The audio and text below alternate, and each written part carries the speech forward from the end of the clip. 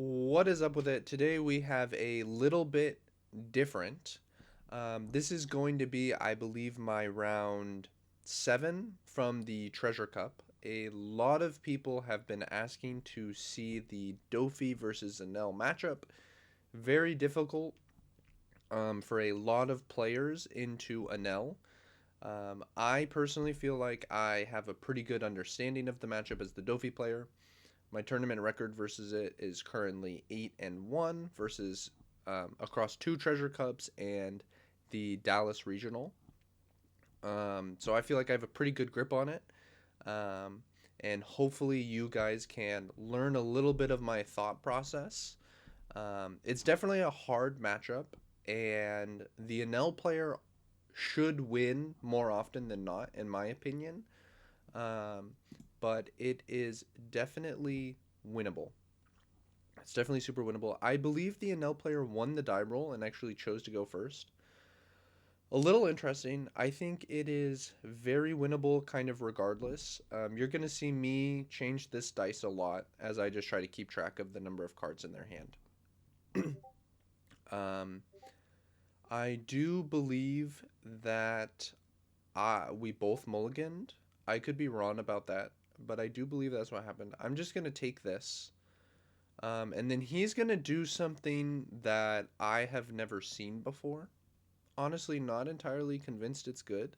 I'm just asking him about it. It's this promo yellow Luffy card. It's a 3 cost 4,000 power that I believe on attack can deal take its life. I think he draws it, and then both the leader and his character gain plus 1,000. Yeah, he put it sideways there after I asked him about it, and I just reminded him like, hey, don't worry, like that card is active. I would love for it to be rested, but in this situation, it is not. Keep in mind, it is always both players' duty, both players' responsibility to ensure correct game state. So if he rested his character by accident there, it is not just his responsibility to know that it's actually supposed to be active. It is also my responsibility. Um, right here, I think I'm. He described me the card, but I didn't fully understand it, so I'm just looking it up. Genuinely, I've never seen it played before, um, so I had to look it up.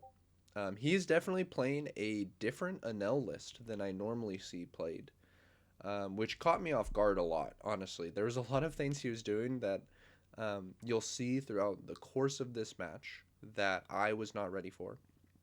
I'm going to swing five here. He has 5 cards in hand. It would be super weird for him to counter this, in my opinion, but he's considering it. Not exactly sure why. Going to 6 cards in hand is not that scary. Maybe he's just worried that he's going to take and then not play anything next turn, and then I'll swing 7, and then he has to take, and then I putting him that next turn on 8, and he'll have a bunch of cards in hand. Maybe that was his concern. I'm really not sure what he was thinking about there. But yeah, just keeping track of the cards in his hand. Honestly, this is something that maybe you should do even in IRL events. But it's just something that I've been trying to do um, on online events. Okay, so he's playing Gadatsu. Gonna KO my Weevil, of course. That's all good.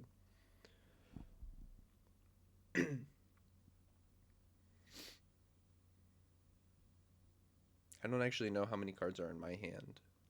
So he swings again. I take. This is a big thing um, that Cody taught me, actually. Shout out to Cody Angeloff. Those little 5K swings, when I was first learning the matchup, I thought you wanted to counter out of those, right? And that makes sense because versus Enel, eventually the swings are going to get really big, right? They're going to start swinging Yamato, which is 9. They're going to start swinging Ace, which is 10. They're going to start getting really big, really, really big swings at the end. So I thought, oh, you want to counter out of these small little fives. I don't believe that is the case. I think you want to get them into a game state where you have a bunch of cards and maybe you don't have that much life, but you have the cards to protect your board. Okay, so here I play the Jozu, just bouncing my own Jinbei, bouncing his Gadatsu, trying to get a little tempo. The Jozu is pretty annoying for him to remove. I could have swung 5 and then done this, but I chose to swing 5 after, even though it gives him the Gadatsu back in hand to potentially counter with. Simply because if I swing 5 and then there's a trigger that KOs my Jinbei there, my entire turn would have been destroyed. It would have been awful. That said, this swing, I actually think doesn't get punished by Raigo, which is another reason to be taking that life. I could be wrong about that, but I think Raigo counts the amount of life after you've taken the damage. So he would be at 2, I'd be at 3. The Raigo shouldn't be able to KO the Jozu. Yep, and sure enough, he does counter with the Gadatsu. But catching up on my point previously, when you have a bunch of cards in hand, eventually as the Doffy player, I'm going to have to turn my board sideways. And when I do, you really need the cards to protect them. Because really, as Doffy, you're going to get 2 turns to turn your board sideways. But if you have been countering the whole game, what's going to happen is you're going to have this life, and then you're only going to get really 1 turn to turn your board sideways. Because you're going to turn it sideways, and the Enel player is never going to die the first time you do it. And then they're just going to swing over your board because you're not going to be able to protect it.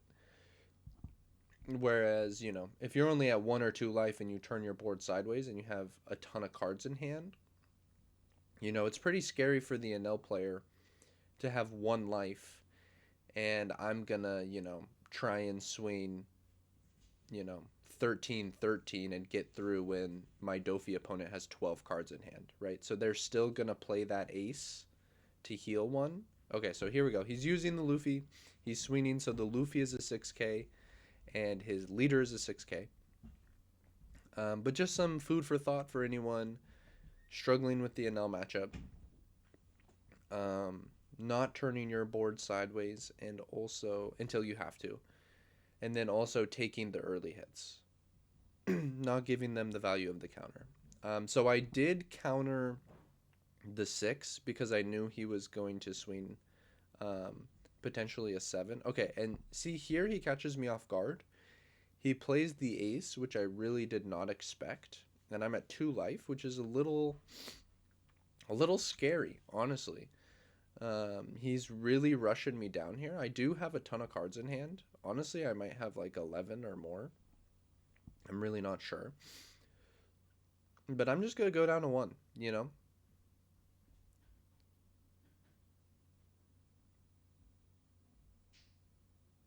If I hit a gravity blade trigger there, that would be pretty big. So here I'm going into my 8 Dawn turn. I have infinite cards in hand. He has either 6 or 7. I'm not sure. I changed the dice when he played the ace, so I think he might only have 6 cards in hand and not 7 actually. But I'm going to go ahead and swing 5 at his little dude, and he's going to give me a 2k. The effect to boost itself does only last for that turn. I was completely okay with him giving me that 2k. Excuse me. Feeling like I have developed a little bit of a cold. It's the day after Christmas, and just feel like I started developing one yesterday, which is a little unfortunate. Merry Christmas, happy holidays to everyone. Hope you all have been spending time with the people you love or doing the things you love. I was spending time with people I love while thinking about One Piece for a majority of it. So, if you just stayed at home and played League of Legends or played One Piece all day, hey man, I get it. I get it. I kind of wanted to be doing the same thing. I ain't even gonna lie. You know, there are people in Cross Court, shout outs to Cross, who are running games, and I was like, damn man, kind of want to go home and run some games. Get ready for Nats. But had a little bit more of a traditional Christmas myself. So we're looking at 9 Dawn as the NL player. It's pretty It feels kind of bad to swing into the Jozu because I do have infinite cards in hand. Um, he doesn't really want to try and go all in and kill me because I do have infinite cards in hand. Though maybe he could, honestly. Maybe he could try that play. Because he is at 2 life with 7 cards in hand. So maybe he just, tries to kill me. He probably doesn't. And then I can't kill him because he's at 2 life with 7 cards in hand. And then he can try and kill me the following turn. I don't hate that play from the Enel player. Honestly, he probably should do that. Um, Playing the Yamato here, I don't think is especially strong. It does get to pop something, but it doesn't get to heal. Okay, so he's swinging 7 twice. Okay, a bit interesting. He has 7 Dawn left. I'm imagining a 7 cost Enel is going to come out here, is the read that I would be getting with the 7 Dawn, or potentially a 5 drop and a 2 cost Shirahoshi. Okay, looks like he is resting 5. Um, and some people wonder why I commentate some of the games of myself as though it's not me playing. Um, I think it gives you a better perspective of what I'm thinking, um, even if it weren't me. What I'm expecting, because something that's really important about One Piece is recognizing what your opponent is trying to do. Um, so I could commentate as though like I know what's going to happen because it's my gameplay. This is what I did. This is what I was thinking. But personally I believe it's a little more helpful to share a little bit of the outside process. Thinking more about um, why something might happen even outside of myself. Okay, so he swung 9, and he swung 9 at the Jozu actually, which feels. I think he figured, hey, I got a 2K, a 1K, a 2K, and a 1K from these 2 sevens earlier in the turn. Surely he just doesn't have the counter to protect the board, but we actually did have the counter to protect the board because um, we took all those life earlier. um, Yeah, so it's partially that. So swinging 5s, he's countering. He countered a Garp. That was a jump scare for me. I've never seen an Enel player play Garp. But again, his list was a little bit unique. Really, really good, nice dude though. Um, it's not the Enel list I would personally take, but I'm sure he has probably played a lot more of the deck than I have. He's thinking about a trigger here, and he is gonna go ahead and beige my leader, which I'm on 10 Dawn, and we'll see here in a second what I was planning, but that does change a little bit of what I wanted to do. Um, I wanted to try and force some cards out of his hand and swing at life 2 more times here, but I know that he. Um, so here I'm just gonna go ahead and swing 7 actually at his board. And here what I'm doing is I'm representing a Kaido, which Kaido would be really strong, but actually what I'm going to do is Gravity Blade. And um, this just means that I know that I'm never dying next turn, and I have 4 characters on board. You might wonder why I only swung 7 at the ace rather than 10, which I could have. I finished my turn with 3 Dawn. The reason was because I knew that there was nothing I could really do with my hand, really, other than Gravity Blade in that situation. And I wanted the counter out of his hand. It's possible that I was supposed to swing 8, but I also wanted to represent the Kaido. Um, so maybe I could have swung 8, honestly, and he probably still 2Ks out of it. Okay, so he's playing the ace. He swung at my life for 5, and I countered. Now he's thinking. He thinks here for a while on what to do with the ace. He only has 3 cards in hand, and he elects. I also only have 3 cards in hand, I believe, at this point. And he could swing at the Jozu, or he could swing at the um, the Jinbei or the Weevil. He thinks about it for a long time if it's worth risking swinging into the Jozu, or is that a little bit too easy? He asks about the 2Ks I have engraved, and it looks like I have only three, two buggies and a Mihawk. So I think he decides that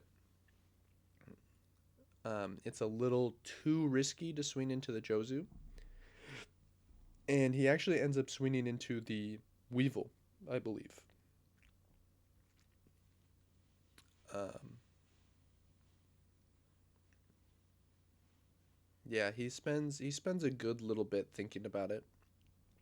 Um, but back to why I commentate more in the third person.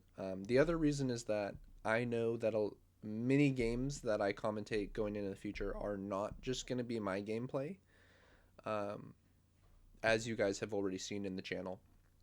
So I don't want to get in the habit of commentating in the first person just because a majority of the channel to this point has been myself playing. Um, so hopefully you guys are cool with that. Um, I could see how maybe some people could be bothered by that. At this point, he has declared the swing into the Weevil, and I do have 2K, 2K, 1K in my hand, but it will take my entire hand. So I'm kind of thinking about, do I want to counter this and then go for game? I mean, he does only have three cards in hand, but he does have two life, and I only have five swings. So it is a little scary. Or what I could do is I could try and swing at this ace. He only has three cards in hand, so he probably can't defend it very much. It's possible what I could do is I could let this Weevil go and then try and build back my board a little bit while swinging at the ace, to try and take it down. I think that line, so I think they lose to different things. If he has a lot of counter in hand, obviously me going for game is not going to work out. I'm just showing him. This is 2K, 2K, 1K. Um, Always ask your opponent to show you what they countered with. There's been plenty of cheating, that has happened in the One Piece community. Um, so if I go for game and he has a lot of counter, I'm probably gonna lose. If I go for game and he gets some nice triggers, I'm gonna lose. But if he has like any big drops to follow up this ace, um, I feel like I'd probably lose by taking the ace. I'd love to hear people's thoughts on if they think, just letting the Weevil go and then trying to wait one extra turn was better. But I kind of felt like it felt, and there's a Yamato, um, so I felt like, this was maybe going to be my best chance. It felt like a lot of the time it's not going to get through, um, but I felt like I had to. So here I'm just going to go 8-9. He's going to take. We dodge the beige trigger here. We dodge the zero cost event trigger here, thankfully. And then we swing 9. And he thinks for a moment. He thinks for a moment. And then he gives it up. Yeah, I think it's funny that he was thinking with three bricks in hand. I think it's so funny that he was like, can I counter this? And there's not a single counter in hand. Uh, and he just wanted to see the top of his life because he was wondering, like if he had healed with that card, if it had been any different. But he's showing me his life. At the start of the turn, there was the Luffy and the 2K, and his hand was all bricks. So my first attack actually could have just been a 5K and it would have gone through. I don't think you ever start with 5 there. I think 7 is the correct number. But just something funny to know. I think this Enel player easily could have won this game, if he had done a few things differently. Like, if he had even just swung into the Jinbei rather than the Weevil. Um, Now knowing that his hand was all bricks, he still could have lost even if he took the Jinbei body. Um, but you know, It really depends on how I would have swung.